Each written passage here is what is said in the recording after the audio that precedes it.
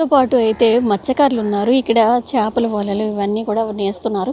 ఒకసారి వాళ్ళ మాటలను తెలుసుకుందాం. ఎందుకంటే వాళ్ళు ఇక్కడ వలలు నేసుకుంటున్న దగ్గర సముద్రం దగ్గరలో ఉన్నారు. వీళ్ళకి ఒక షెడ్ సదుపాయం కూడా లేదు. మరి ఎందుకు ఇన్నేళ్ళైనా వీళ్ళకి షెడ్లు కావచ్చు, ఇలా బోట్లు కావచ్చు, వాళ్ళ ఏ విధంగా ఉంటుంది, ఎందుకు సమకూర్చుకోలేదు అనేది వాళ్ళ మాటలోనే అడిగి తెలుసుకుందాం రండి. ఎన్నో ఏళ్ల నుంచి ఇది నేస్తున్నారు కదా, ఎన్నేళ్ళు అవుతుంది ఇది? ఊతు తుఫాను కాడి నుంచి చెడ్డ పడిపోయింది. ఇప్పుడుకొచ్చి ముక్కాం గ్రామంలో, ఇది విజయనగరం జిల్లా భోగాపురం మండలం తోటపల్లి ముక్కాంలో ఈ ఊతి తుఫాను వచ్చి ఇన్నేళ్ళు అయ్యి ఒక చెడ్డ కానీ ఏమి మాకు సహాయకారాలు అందించట్లేదు. మరి మీరు అడిగారా, మాకు ఎందుకు షెడ్లు లేవు, మేము ఇలాగ ఎండకి వానకి తడుచుకొని ఇక్కడ మేము ఈ వలలు అవి నేర్చుకోవాలని అడిగారా అధికారుల్ని? అధికారులు అడిగితే ఏమంటున్నారు, ఇదిగో ఇక్కడి నుంచి అక్కడ కడతాము, అక్కడి నుంచి ఇక్కడ కడతాము అంటున్నారు. మాట్లాడితే బాగానే మాట్లాడుతుండ్రు, ఎవరు పట్టించుకోవట్లేదు. ఇంకేం మాకు వస్తుంది? కొన్ని అధికారులు కానీ నాయకులు కానీ పట్టించుకోలేదు. మరి మీరు అందరూ ఎంతో కొంత అమౌంట్ వేసుకొని ఇక్కడ షెడ్ కట్టుకుందాం అని అనుకున్నారా? మరి వాళ్ళు ఉండి ఎందుకండి అధికారులు? మరి అధికారులు ఏం చేయట్లేదు కదా. మరి చేయలేదు. మరి అలాగనే అక్కడ అదిగో గుడి ఉంది, ఆ గుడి పక్కన సొంత డబ్బులు పెట్టుకొని ₹1,00,000 పెట్టుకొని వాళ్ళు మామూలుగా వాళ్ళందరూ కట్టుకోలేదు, ఒక్కొక్క మనిషి కట్టుకున్నారు. మరి అలాంటప్పుడు మా గవర్నమెంట్ ఏంటి సహకారాలు అందించకపోతే మరి మేము ఎక్కడ ఉండాలా?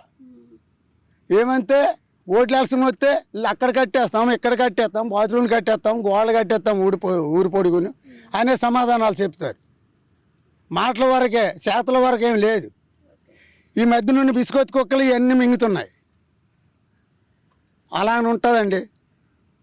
మీ బాధ అలాగా మీ మాటలు కనిపిస్తుంది. అవును కదా. ఈ వల్ల ఇవన్నీ వేస్తున్నారు కదా, ఇవి అంటే మీకు ఎలా ఇప్పుడు వచ్చి ఒక వల్ల కానీ 10 కిలోల వల్ల కానీ గవర్నమెంట్ సాయం చేయట్లేదు. మీకు ఇస్తుంది కదా, లోన్ ఇస్తుంది కదా. ఏం లోన్ ఇస్తుందండి? ఏం లోన్ ఏం లేదు. లోన్ ఇస్తుందని తెలియదు, లోన్ ఇవ్వట్లేదు. మరి ఎలా కొనుతాం? మరి 700 ఎంతో కేజీ లెక్క కొనుక్కుంటున్నాం. ఇదే సెకండ్ హ్యాండ్లో కొనుక్కుంటే ₹250. మరి అలాంటివి మేము బతుకు తెరువు గురించి మేము బాధలు పడుతున్నాం. మీరు వెళ్తారు వేటకి? మేమే వెళ్తామండి. మీ పిల్లలు? మా పిల్లలు చదువుకున్నారు కానీ వాళ్ళు ఉద్యోగాలు అంటున్నారు. అంతే మేడం. మరి ఏం చేస్తాం? కూలిపాటికి వెళ్ళాలి. కూలిపాటికి వెళ్ళకపోతే మనకి ఎలా వస్తుంది? ఉద్యోగాలు ఇప్పుడు నాకు ఎందుకు పెన్షన్లే లేదు.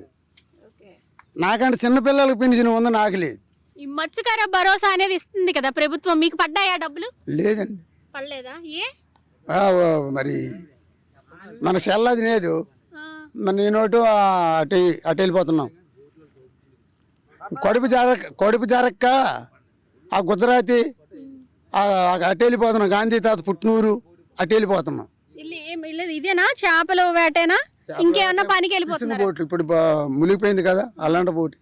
మరి అక్కడేమైనా బలి అయిపోతే వీళ్ళని సహకారం అందిస్తారు. అక్కడ అందేవారు. అలాంటి నాయకులు తయారన్నారు. అయితే నిన్న బోటు మునిగిపోయి ఒక 6 అయితే తెలియలేదు, వాళ్ళ జాడ తెలియలేదు.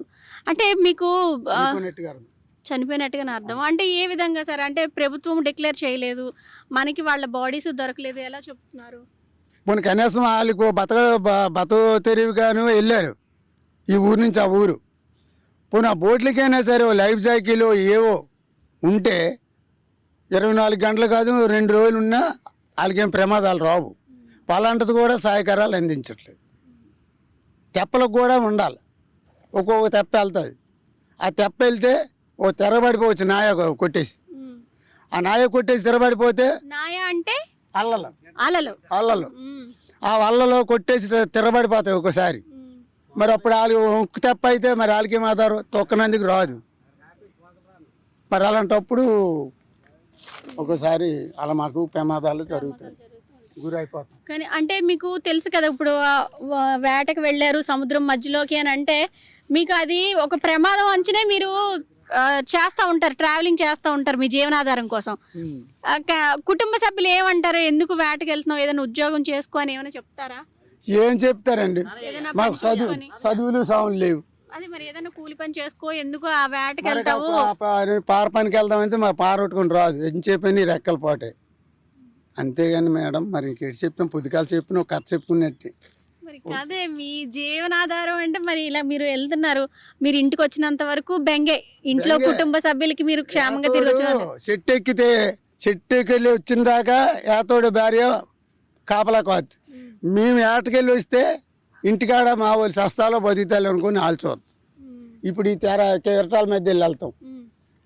మొన్న మా తెప్పే తిరగబడిపోయింది. మరి అప్పుడు ఏం సహాయకరాలు ఏం తెస్తాను? అలాగే తిరగబడిపోతే బోరెలు తిరగబడిపోతే ఆ నోపలు ఒంటుకోలు తేలికి వెళ్ళిపోవడమే ఎదురు. ఏదైనా సముద్రం మధ్యలోనే ఏదైనా ప్రమాదం జరిగిందని ఎన్ని కిలోమీటర్లు ఈదగలరు? ఎన్ని కిలోమీటర్లు అయితే పడుచు కుర్రోళ్ళు అయితే ఈ వయసు కుర్రోళ్ళు అయితే 24 గంటలు ఈదెత్తాను. మరి మా నాటి వాళ్ళం అయితే ఇప్పుడు వెంటనే 2 సైలు పైకి ఎత్తే పరమాత్మ అనుకుని కిందకి వెళ్ళిపోతాం. వెనుక చూసుకుంటే అంటే విపరీతమైన గాలి వేస్తుంది, సముద్రం కూడా ఆ గాలి వల్ల ఇసుక అనేది కొట్టుకొచ్చి ఎర్రగా కూడా కనిపిస్తూ ఉంది. అయితే ఈ తుఫాను కూడా ఉంది కాబట్టి వేటకు వెళ్ళలేదు, మరి ఇంక ఈ వారం అయితే మేము వేటకు వెళ్ళలేనట్టే అని చెప్పి అయితే ఇక్కడ మత్స్యకారులు అయితే చెప్తున్నారు. ఇక్కడ వలలు నేస్తూ అంటే ఖాళీ టైంలో వేట లేనప్పుడు వాళ్ళ వలల్ని బాగు చేసుకుంటూ అలా అందరూ కూడా ఒకరికొకరు సాయం చేసుకుంటారనమాట. వీళ్ళ వలలు పాడైనప్పుడు వాళ్ళ వలలు పాడైనప్పుడు వీళ్ళు అలా చేసుకుంటూ ఒకరికొకరు సాయంగా ఉంటున్నారు. ఏదైనా సరే మాకు ప్రభుత్వం వాళ్ళు ఇంత జోయల్గా సరదాగా వాళ్ళు మాట్లాడుతున్నా వాళ్ళ మాటల వెనుక చాలా బాధ ఉంది. ఎందుకంటే ఏ అధికారులు వచ్చినా ఏ ప్రభుత్వాలు వచ్చినా మాకైతే మమ్మల్ని చులకనగానే చూస్తున్నారు. మత్స్యకారులు అంటే చులకన భావంతోనే ఉంటున్నారు. మాకు ఊదు తుఫాన్ వచ్చినప్పుడు పోయిన ఈ షెడ్లు ఇప్పుడుకొచ్చి మాకు వెయ్యలేదు.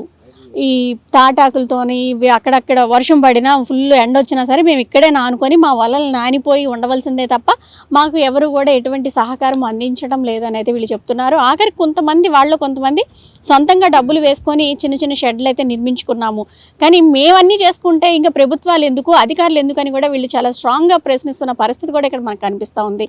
మరి ఏదైనా సరే మత్స్యకారులకు కొంతమందికి మత్స్యకార భరోసా కూడా అందలేదు, కొంతమందికి అందింది, కొంతమందికి రాలేదు. ఏవో కారణాలు ఏమైనా అడిగితే మేము చదువుకోలేదు కదా, మాకు తెలియదండి, మరి ఎందుకు రాలేదు అని కూడా వాళ్ళు చెప్తున్న పరిస్థితి అయితే కనిపిస్తుంది. మరి ఇవన్నీ దృష్టిలో ఉంచుకొని ప్రభుత్వం కూడా మత్స్యకారులకు చేదోడు వాదోడుగా ఉంటూ వాళ్ళ కష్టాలను అది కొంచెం వాళ్ళని చూసుకోవాలని అయితే కోరుకుంటూ సీమ సుమన్ టీవీ విజయనగరం.